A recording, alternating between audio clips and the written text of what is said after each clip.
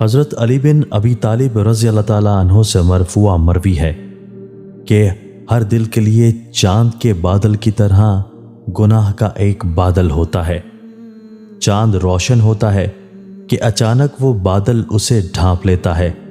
اور اندھیرا ہو جاتا ہے۔ جب وہ بادل اس سے ہٹ جاتا ہے تو روشنی ہو جاتی ہے۔ حضرت قعب بن مالک رضی اللہ تعالیٰ عنہ سے مروی ہے کہ نبی صلی اللہ علیہ وآلہ وسلم نے فرمایا، مومن کی مثال اس نرم تر و تازہ پودے کی طرح ہے جسے سخت ہوا کبھی ادھر اور کبھی ادھر کرتی رہتی ہے، اور منافق کی مثال سیدھے کھڑے رہنے والی صنوبر کے درخت کی طرح ہے کہ جسے ہوا ایک مرتبہ ہی زمین سے اکھاڑ کر پھینک دیتی ہے۔ حضرت ابو درداء رضی اللہ تعالیٰ عنہ سے مرفوع مروی ہے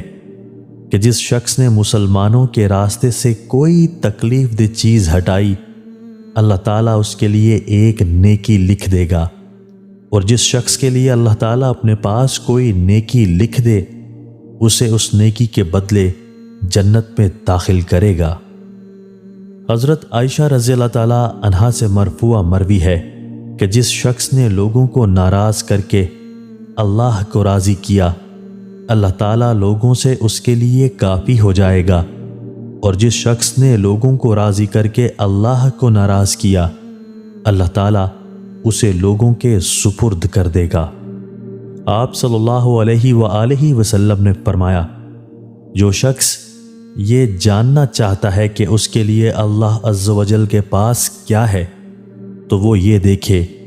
کہ اللہ کے لیے اس کے پاس کیا ہے۔ حضرت عمار بن یاسر رضی اللہ تعالیٰ عنہ سے مرفوع مروی ہے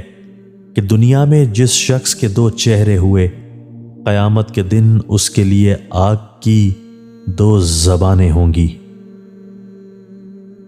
دوستو، اللہ تعالیٰ ہمیں ان احادیث مبارکہ پر عمل کرنے اور اپنی زندگیوں کو سنوارنے کی توفیق عطا فرمائے۔